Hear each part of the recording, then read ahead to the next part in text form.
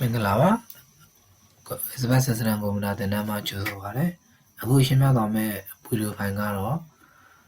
ဖုန်းနဲ့ကွန်ပျူတာနဲ့ကြိုးမသုံးမဲ့နဲ့စာပြ PC software လေးကိုအသုံးပြုပြီးတော့ချိတ်ဆက်တဲ့နည်းကိုရှင်းပြသွားမှာဖြစ်ပါတယ်ပထမဦးဆုံးစာပြမှာဖုန်းက software ကိုလည်းဖွင့်မယ်ကွန်ပျူတာ software ကိုလည်းဖွင့်ပါမယ်ပြိုင်လို့ဖွင့်လိုက်ပါမယ်ဖွင့်လိုက်တဲ့အခါမှာအခုဖုန်းရောကွန်ပျူတာရောပွင့်လာတဲ့အနေအထားတစ်ခုမှာဖုန်းကနေပြီးတော့ create group ကိုနှိပ်ပေးလိုက်ပါမယ်ကွန်ပျူတာကနေပြီးတော့ join group ကိုနှိပ်ပေးလိုက်ပါမယ်အဲ့တော့ဒီဖုန်းရဲ့နာမည်ကိုကွန်ပျူတာထဲမှာ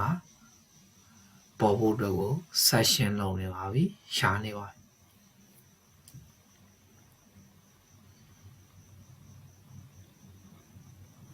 ဖုန်း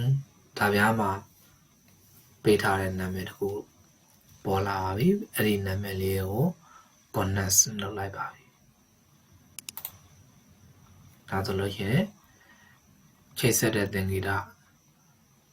ရအောင်ခဏစောင့်ပေးရပါမယ်စဖိုင်လို့ပေါ်လာရင်ချိတ်ဆက်မှုရသွားပါဖြစ်ပါတယ်အဲ့တော့ချိတ်ဆက်မှုရပြီဆိုလို့ရှိရင်တော့ကျွန်တော်တို့ကဖုန်းကနေပို့မလားကွန်ပျူတာကနေပို့မလားပို့ပေးလို့ရပါတယ်အဲ့တော့ပထမဦးဆုံးအနေနဲ့ကျွန်တော်ကွန်ပျူတာရဲ့ဖိုင်တစ်ခုကိုပို့ပြပါမယ်ကျွန်တော် this PC တွေကိုဖွင့်လိုက်မယ် this PC တွေက recording လုပ်ထားတဲ့ထဲက video file တွေကို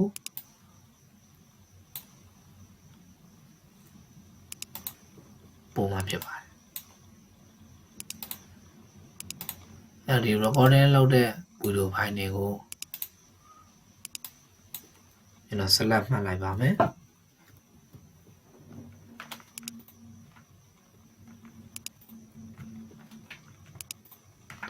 ပြီးရင်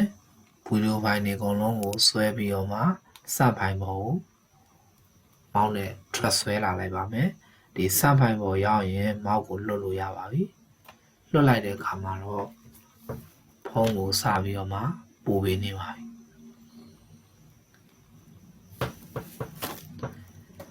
နှစ်ပိုင်းရောက်သွားပြီသုံးပိုင်းရောက်သွားပြီလေးပိုင်းရောက်သွားပြီအဲ့တော့အခုကျွန်တော်ပို့လိုက်တဲ့ဘိုင်းတွေအကုန်လုံးကိုဖုန်းတွေကိုပို့ပေးသွားပြီပြီးသွားပြီဖြစ်ပါတယ်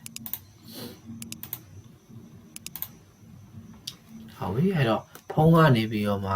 ပြန်ပို့ပြပါမယ်ဒီ record မှာကြည်နေပါကျွန်တော်ဖုန်းကနေပြီးတော့မှပုံလေးတစ်ပုံပို့လိုက်ပါမယ်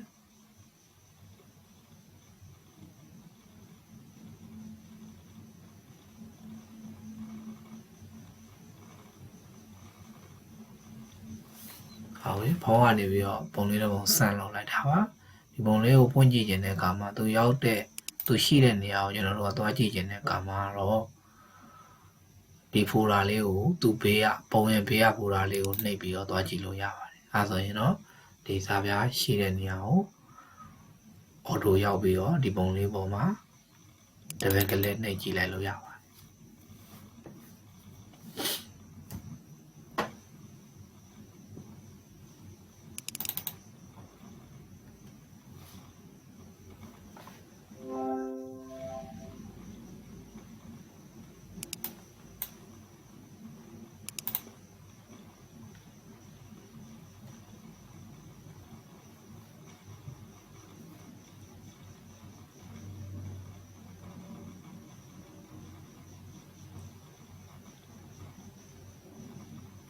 ဟုတ်ကဲ့ဒါတော့